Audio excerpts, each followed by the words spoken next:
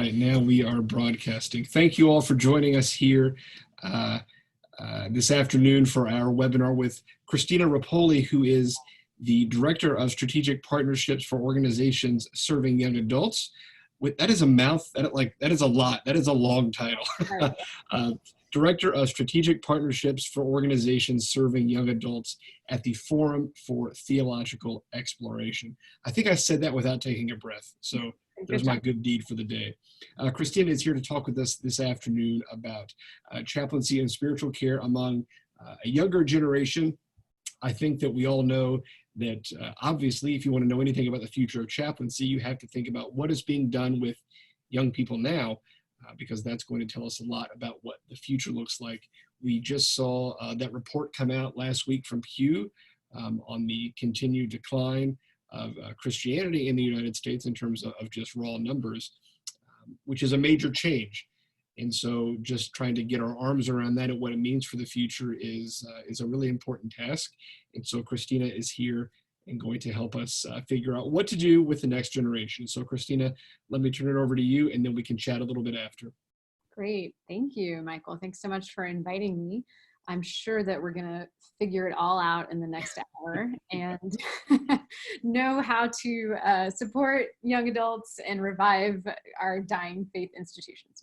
I'm excited to be here. I, as Michael said, I'm the Director of Strategic Partnerships for Organizations Serving Young Adults at FTE.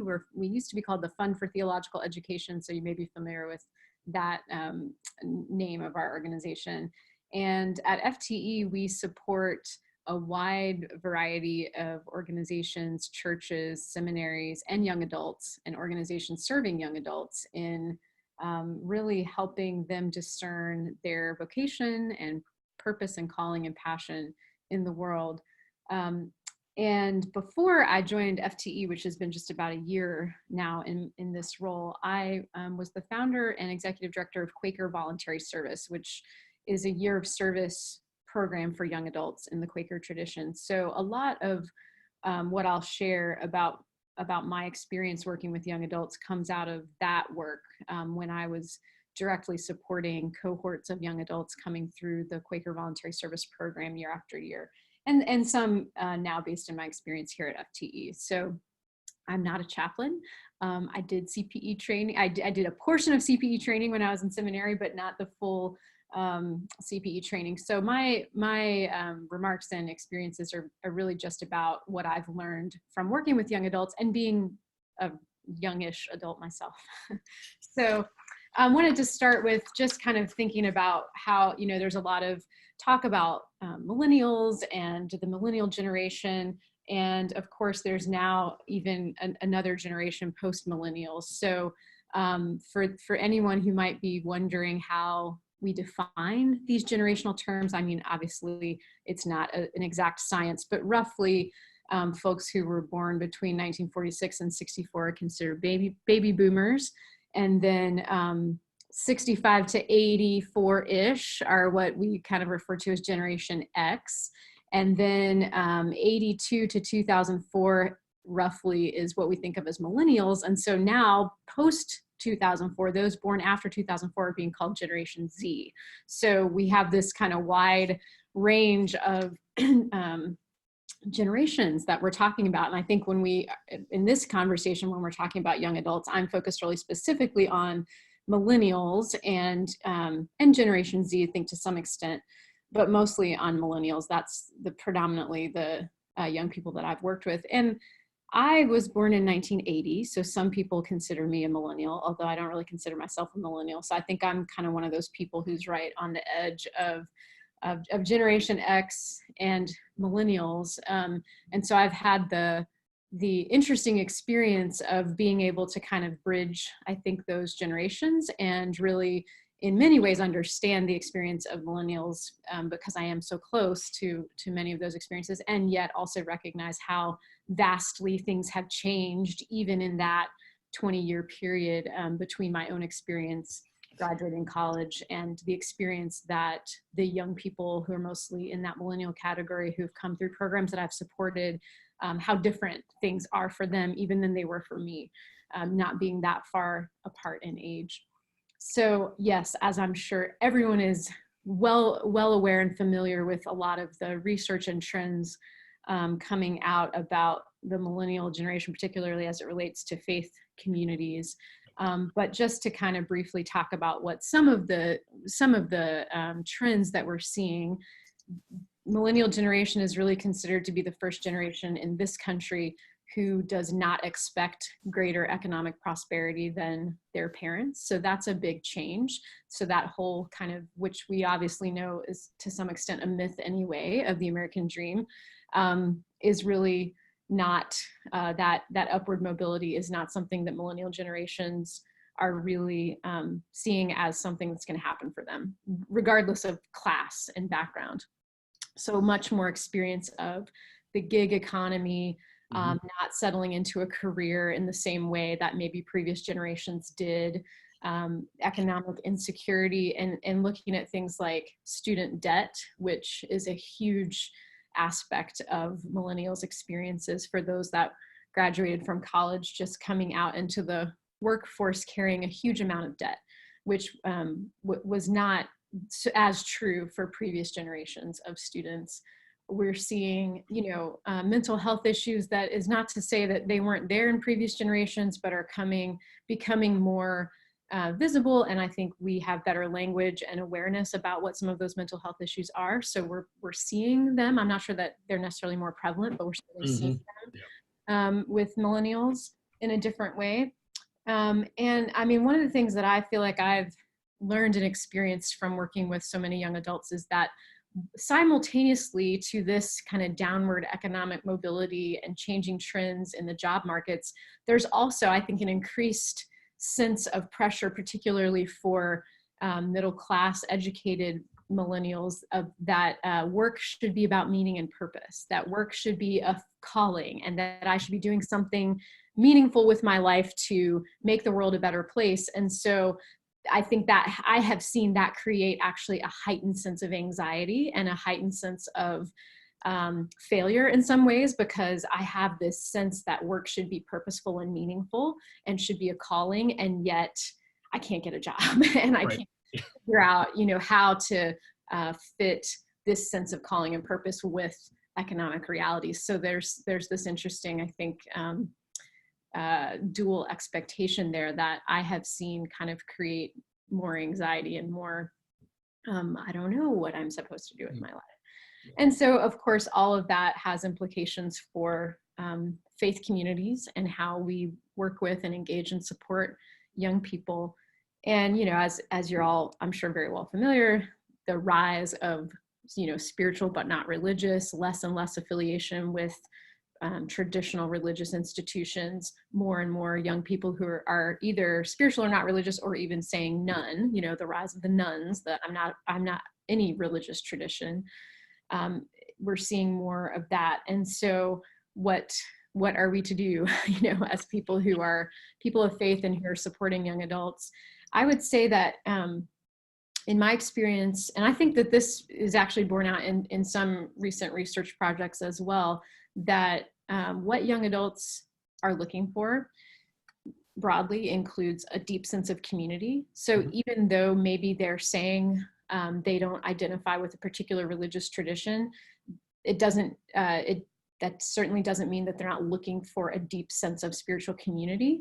And so it may be that in their life experience that hasn't looked like the church, or it hasn't looked like a traditional faith path that they were introduced to maybe as kids, but yet they are deeply searching for meaning and purpose and community, and that they are drawn to places and people and conversations where there's openness and there's affirmation.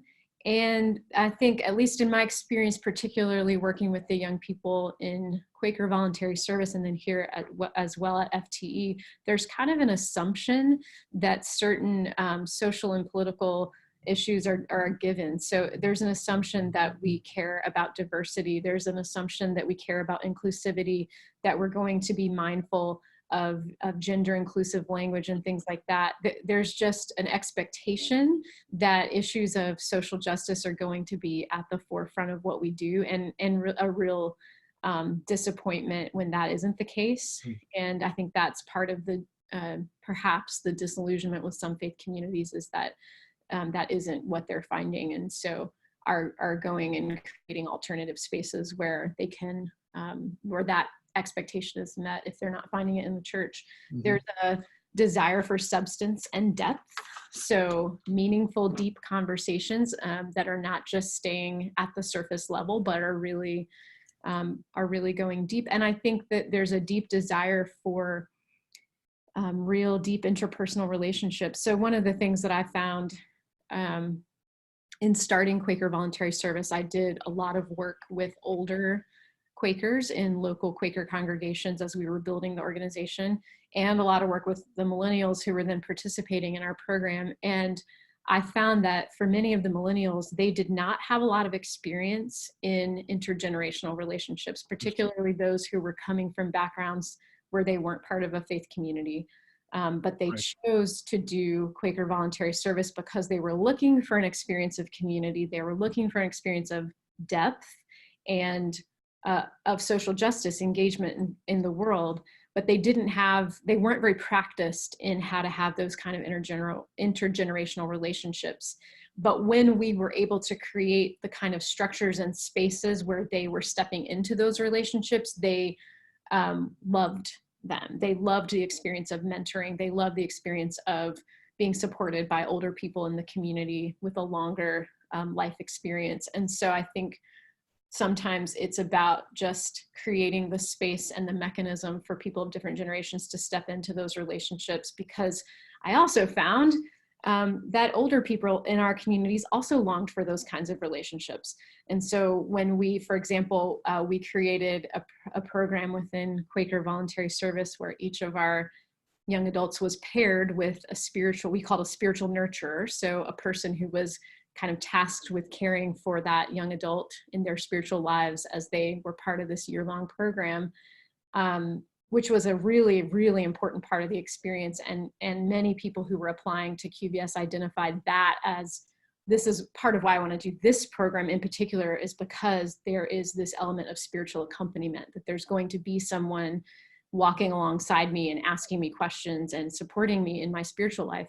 And as we were creating this program, I heard from many older people in our Quaker communities like, well, I want this too. This would be something valuable for me too. And so I think that's one of the things I've learned, is that when we create opportunities that specifically support young adults, we actually are also creating opportunities that support all of us in our communities. And so the needs of young adults might be somewhat different because of the life stage that they're in and the experiences that their generation is having. But at the same time, the yearning for meaning and relationship and community and connection obviously is something that we all share. And so finding ways to do that work for young adults and speak to young adults, but I think ideally are intergenerational, and we're not just creating like, oh, go be part of this young adult group that's not part of the larger community. Right. Where we can actually build relationship and get to know each other and understand each other's language, and the way that we talk about our spiritual lives has been really, really important, both for young adults and for older folks in our community. So I think that experience of being fully known, fully accepted, knowing that that faith is messy and complicated, and that so much of any person's understanding, but particularly a young adult who's at a phase of trying to figure out who they are and where they fit in the world, that so much of their understanding of God and of their faith journey is wrapped up in understanding themselves and understanding their identity and where they fit into a community. So I think a lot of what I would say in terms of chaplaincy and that kind of spiritual support one-on-one for the next generation, for the current generation of millennials, is about listening and being present and asking questions and making space for mystery, and making space for the messiness of life, and understanding that their definition of faith might be different from the past, but is nonetheless there's a deep desire for that kind of engagement, even if it looks different and even if the words are different than previous generations might have used. So I said a lot. Michael, do you want to ask questions, or are there questions in the group already? Well, both. I've got some questions, but let me defer to our guests first. And the very first one, I think, speaks directly to what you just ended with, and that is, with what you have noted as the demographic rise of the nuns, the non-affiliated, or in my mind, I sort of think of them as the anti-affiliated. So there's a difference between not being affiliated with a religious identity and being very explicitly anti-religious in outlook. What is the qualitative difference between the engagement that that group is seeking and with folks who would say, well, yeah, I'm spiritual and I was raised in this tradition, but I don't really attend. I'm not opposed, but it's just not something that's, formal affiliation is not something that's so significant to me. Is there a qualitative difference between those two things? Or are we talking about the same thing? And this is interesting to me because we've seen this issue come up when we talk about how do you provide chaplaincy or spiritual care to people who sort of pull back from those terms because of the historical baggage associated with it. So, what's the difference between those two communities and what are they looking for? It's a great question. I'm not sure that I really know. I'm sure I don't really know the answer to that question, but just speaking from my experience, I'm sure, of course, I'm sure there's some people for whom they're not looking for a spiritual experience whatsoever, but I think I certainly encountered many young adults who did say, no, I'm not interested in being part of a faith community at all. I'm atheist, or those categories don't work for me at all, but who would say, oh, but do I want to be in a one-on-one mentoring relationship where we talk about the deepest parts of ourselves? Yes. And do I find value in sitting in contemplative silence or in learning practices of discernment? And yes, yes. So I think there are certainly some people who the words and the language is a barrier to engagement, but if they can be invited into, I just want to listen to your story. Tell me about what's meaningful in your life, and tell me a story about a person who's been important to you. Yes, people are especially young adults, I think, are really looking for that kind of engagement. So I don't know if it is, for some people, I don't think it is really a different category. I think, I know that I'm sure everybody's had an experience similar to this, but I remember specifically working with a young woman who came into QVS and said, I'm interested in community, I'm interested in social justice, I'm not interested in religion, I'm not interested in God. Mm-hmm. And, we built a relationship, and at some point in time, she said to me, I just don't understand how you could believe in, in God, because how could you believe in a male, figure that's up in the clouds and is judgmental and all that? And I was like, I don't believe in that, So just even being able to enter the conversation for people to know that there's a multiplicity of ways of understanding even a word like God. I think we would find, the deeper we listen, I think the more we would find that people are open to that. And the deeper she moved in her spiritual journey, I think, she's someone who would now say she is a deeply spiritual person. And she always has been a deeply spiritual person. She just didn't have the language or the tools or the way of understanding what any of that meant because of these concepts that were so hard to shake without being in conversation with people about them. Right. Well, one thing that's underlying all of these different perspectives or places that people might come from, and this is something that I wondered about as you were talking, and this is our next question as well. This person specifically points to spending more time online. Mm-hmm. This, massive amounts of isolation, whether it is self-imposed or not. And I think the bigger question behind that is, okay, so young adults are looking for community. Where did it go? Mm-hmm. I think that we can say, all right, if membership in a traditional faith community is on the decline, we can say, okay, there's one source of community that has really shrunk. But if there is, why is this generation looking for community in a way that previous generations weren't? Where did it go? Yeah, I mean, I wonder if that's true. Like, I guess that I would ask that question back to you. Is it different than what previous generations were looking for? It may not be that looking for that community is different. It may just be that, like you said, the places that they're finding it or not finding it look different. And I definitely would say there's a connection to social media and all the online engagement that happens and all the time that people spend online, and not just for the young adults themselves, but for, the rest of us. I mean, I'm a parent of young children, and I'm certainly aware of not only the time that they might be, engaged on the screen, but the time that I am, and the ways that I am less present and less connected to nurture them because of,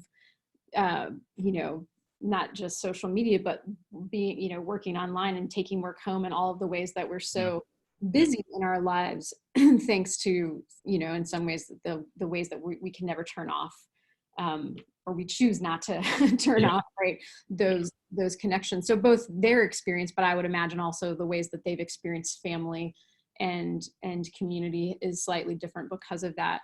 And I would also say, in terms of the online social media piece, I think that, and this may be true for a lot of things with millennials, I think millennials certainly have gotten like a pretty bad rap in sort of larger culture, that like, oh, they're they don't know how to work hard, or they don't take things seriously, or they're always buried in social media. And some of those things are based in truth, of course, but I think it's not going to serve anybody well in just furthering those stereotypes, and particularly with social media.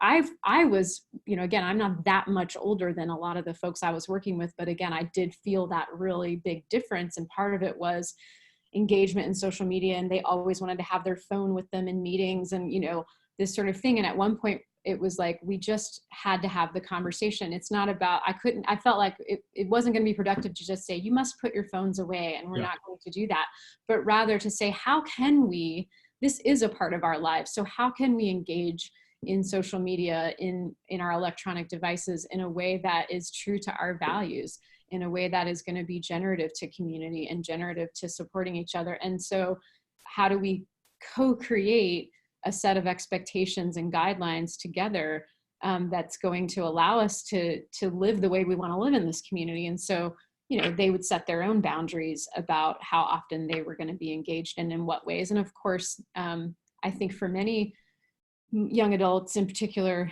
online engagement is actually a huge source of community for them. So where it may be lacking in person, they are finding, if they're not connected to a faith community, they might find a group of like-minded people online that they are able to connect to. So I think it's important for us not to just sort of in one broad stroke say this is negative thing and it's negatively impacting the way that young adults engage in community. There's certainly a lot of negative aspects of it, but there's a lot of positive aspects as well. And I think the real question is like, how do we invite all of us, myself, everyone included, how do we engage in ways that are true to our values, and set boundaries that are true to our values, and help each other to be accountable to those things? Yeah. The next question, I think, boy, these are also closely related, and I love when this happens.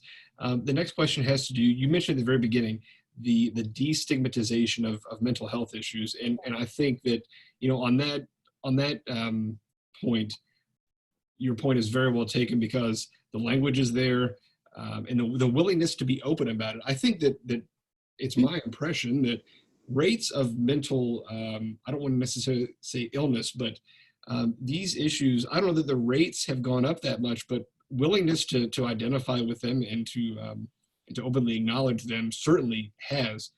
But if we take that and that kind of, this is a whole person health question with that kind of issue. Is there a relationship between caring for the person, whether it's self-care or caring for others in that sense, and the decline of a sort of community-based wellness that would have to do with a faith community or living near family or whatever, where maybe you didn't talk about the issues that we talk about today, but it was made up for in other ways. Does that make sense? So I don't know. Does in some ways you would think that bringing these issues out into the open would be good and would help alleviate a lot of these anxieties, but it would seem in some ways that it hasn't. Is the answer to that more community, or are we chasing the wrong answer to a very complicated problem? I wish everyone else could answer that question. I'd love to hear. Yeah, no, and I should say the Q&A function, everybody, it's not just for questions, it's for answers too. So if you would like to stick an answer in there, please feel free to do so.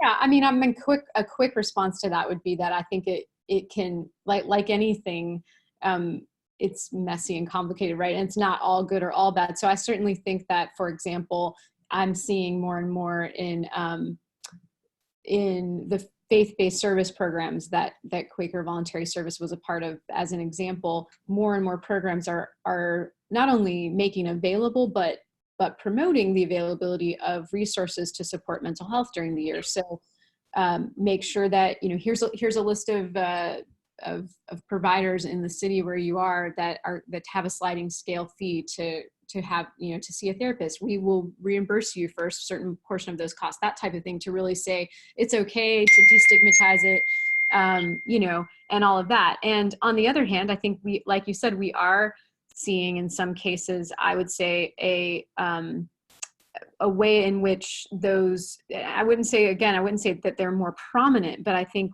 because they're more talked about, they can become sort of a way of furthering divisions, right? Or of saying, this isn't a safe space for me. There's a lot of talk about safe space, right? And how do we create safe spaces? And I think that's extremely important. And I also think it's important to really dig into what does it really mean to be safe? And we can't, safe spaces, we talk with young adults, we talk a lot about the difference between a safe space and a brave space, right? So we need brave spaces as well, where we can be authentic and honest and not, I think the difficulty is if we're afraid of offending each other, or we're afraid that someone is so fragile that we can't say anything that might offend them, then we don't dig into the really deep conversations that we need to have. So that's where we kind of talk about brave space, to say, you might be offended and it might hurt you, and this might be hard for you, and that's okay. We can still do hard things. We can have hard conversations. Yeah. So I think the pendulum can swing too far to say, we can't, everyone's too fragile and everyone has mental health challenges, so we can't dig into these deep and hard issues, and rather to say it's a good thing that these are becoming more, that we can talk about them more, they're less stigmatized, and also to say, and we can still take risks with each other in creating spaces where we have hard conversations and where we will hurt each other, and to be able to hold all of that at the same time. Right. This most recent question that came in is so fascinating, and it has to do with the specific anxieties and pressures that are felt in this generation, and you named a lot of them at the very beginning. This person wants to know, how can chaplains help young people learn how to fail? And I love that question. I'm thinking about, there's a sign at my kids' school that differentiates between a fixed mindset and a growth mindset. And they very much focus on the growth mindset of, it's okay to fail. Let's just learn from that failure and move forward. But this is a great question. How does chaplaincy foster that, especially when, as you mentioned, there is this perception of the need to succeed at all times because of, sort of how precarious the millennial situation happens to be? That's a great question. Well, I'll just speak from my own experience a little bit on that, which is to say, I think it's really important to hear from our mentors and our elders about their own failures, and to model for young people that it may look like I have my life all figured out, right?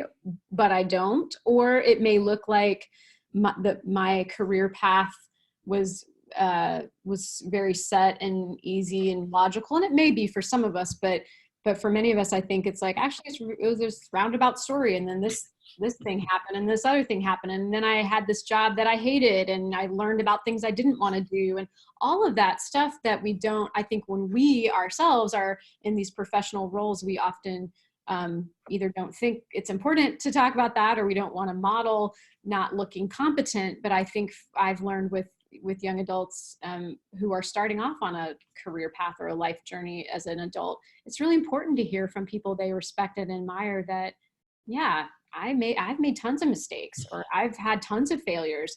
And that in fact, you know, it sounds cliche, but that those are obviously the places where we learn and grow. And maybe, you know, my life took a turn in a really positive way because of a failure that I had. So I don't know. I mean, I do think that, and I would include myself in this, like, you know, raised to, we must succeed at all cost is a lot of pressure to put on anyone. And I don't know the answer other than just being open and talking about it and letting them know that it's, we all fail and we all make mistakes, and it's, and like, yeah, and we can sit in that together and think about it and mourn it, but then help figure out the next steps. Yeah. Before we continue, I'm going to ask, would you mind rolling the blinds closed? For whatever reason, Zoom is now struggling to compensate for the blinds. Is that better? That's perfect. That's great.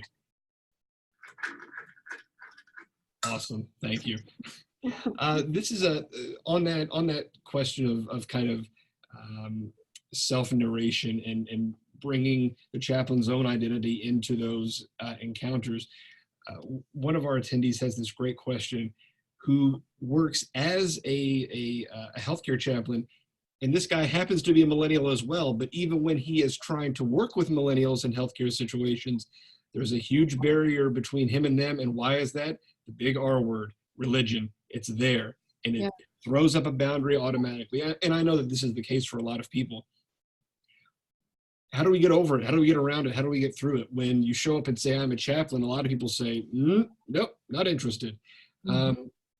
What language can we use to overcome those situations where people have a very, you know, in some cases, understandable reaction of, I just don't want anything to do with this? Yeah, great question. Not being a chaplain myself, you know, I don't know specifically that context, but I certainly know the context of, you know, oh, I'm a religious professional, or I, you know, went to seminary, or work in a church-based context, and those reactions of, you know, some people will immediately spill their life story to you, and others will say, I don't want to, you know, ever talk to you again. So I think for me, it comes back to that, just being a listening presence. And maybe it's let me tell you what I mean by that word when I use that word. What I'm not here to do, right? Like what I am here to do and what I'm not here to do, right, might be one approach. I think about a Quaker named Douglas Steere has said this thing about listening another person's soul into a condition of disclosure and discovery is the greatest gift we can do for another. So I would imagine that is what you as chaplains are there to do in many cases. And how do you just make space for that? And I think perhaps one gift too is just silence, right? Like just being willing to sit there in silence and wait, right? Like wait for that next right thing, or wait for the person to share. So yeah, I'm sure that's a question that comes up again and again, but how to just be present and show through presence and listening what kind of chaplain you are, or what you mean when you say, you know, you're here to be with that person. Well, and those encounters, I think, assume that a chaplain is going to be nearby, or that whatever institution or setting that we're talking about, that it's normative to have a chaplain in that encounter. Mm. This question has come in, has the search for meaningful engagement, so trying to find things that are meaningful to me, has it made people more selective of the communities they engage in? And so ironically, making community more sparse. Mm-hmm. If you're looking for, you know, in other words, if you're looking for something that fits just right, does that mean that you never find a community because you don't find anything that's perfect, which means that your chances if for the purposes of this conversation, your chances of finding a chaplain are getting smaller and smaller and smaller. I think that's absolutely true. And I think, yes, absolutely. I think one of the things we're seeing, and it's not just millennials, it's our American, individualistic consumer culture, that we should be able to find the best possible product or the best thing to meet our individual needs. And so if we are part of a faith community that, 1 week we don't particularly connect with whatever's happening in that worship service, well, it's not for me, and move on to the next place. I mean, I think that's absolutely part of what's happening and part of what's creating this void that folks are looking to fill. And I think, at least for me, in my experience with young adults in Quaker voluntary service, it was a combination of, listening and showing up for them where they are, and exactly where they are is the right place to be, but also pushing them and saying, it's our expectation that you're going to come and be part of this worshiping community most Sundays, and it's not going to be the thing you want to do every Sunday morning. And then listening to them talk about what that experience was like, and also allowing them, again, in the intergenerational relationship building, allowing them to hear from others about how valuable it has been to be part of a community and what it means to just make a commitment. And even if it's not everything to you, or even if it's not perfect, or even if you disagree with a lot of people you sit with on a Sunday morning, or whatever time you're in a worshiping experience, I think probably for all human beings, and I think especially for young adults, I think it's the combination of full acceptance and letting them feel absolutely seen and heard and accepted as they are, and not just like anything goes, whatever you want to do, whatever you want to believe is okay, but to say, no, actually, like, if we're inviting you to be part of this tradition and it means something. Nobody wants to be part of a tradition that doesn't mean anything, or that doesn't have any depth to offer. And I think, modeling with our lives and the way that we talk about our lives and our communities, to say, and in order to get that really good, deep, juicy depth of community, you have to make a commitment. And what does that mean over the course of a lifetime? So I do think, again, it's probably mostly through relationships with others who've been part of meaningful faith communities over time. But I absolutely agree with whoever asked that question, that the ability to pick and choose and get that exactly right thing is part of what is causing this lack of connection to community. So I just think how can we encourage everyone, and particularly young adults, to really think about what commitment means and the fruits of commitment to a community, to a person, over time, and how much deeper the experience can be when you do that. Right, and that, of course, that speaks to what is the role of the chaplain, and to a great extent, the role of the chaplain is determined by the person that the chaplain is working with, especially if you have the opportunity for a longer term engagement, which I know is relatively rare, depending on the setting that you're in. But to join, what does it mean to join a community? Well, it means that sometimes there are going to be things that you don't like about it. If you think about community as sort of a family light, there are things that you can't change, that you're not going to like, and they're going to make you mad and uncomfortable, but you don't leave it because it's because in the long term it's somewhere that you want to be.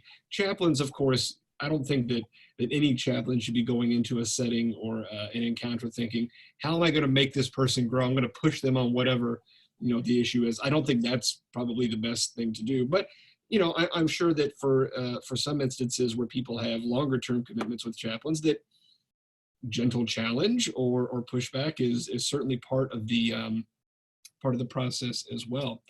Just to say on that point, I think that, the challenge and the push probably, I don't think that can come in the initial encounter. Oh, no.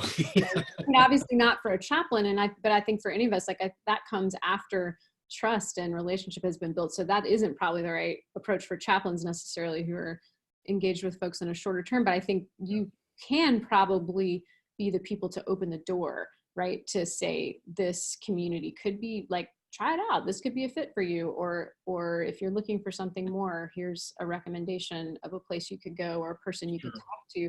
And just to be that face of, you're cared for and you're accepted. And if you want more, here's somewhere you could go for that. But then maybe there is an opportunity to push and challenge a little bit more. Sure. there are so many great questions coming in, and so I want to acknowledge that to everybody. This has been a very, very active Q&A box, so thank you all for putting that in there. But of course, we have limited time, so we can't quite get to everybody. I want to know a little bit more about what FTE is up to, because of course, just the status of religion and spirituality in society as a whole is, those questions are not going away anytime soon. So both you, yourself, and your role, and FTE in general, what is sort of on the agenda going forward? Yeah, thanks. So for those of you who might not be as familiar, FTE, we are a partner organization with the Lilly Endowment. So we, some of what we do, this past week was in Indianapolis with the Lilly Endowment folks, and we convened a gathering of college campus ministers and people who work in programs of college campus ministry all around the questions of the theological exploration of vocation for young adults. And so that's an example of a network that we resource through funding and through convenings and trainings around best practices and building a community of practice for campus ministers at public universities. Mm-hmm. And we do a similar set of work supporting youth theology initiatives, so initiatives on university and college campuses for high school students during the summer to expose them to thinking theologically and thinking about vocation and issues of social importance theologically. So again, we resource, network, provide funds and convenings for those groups.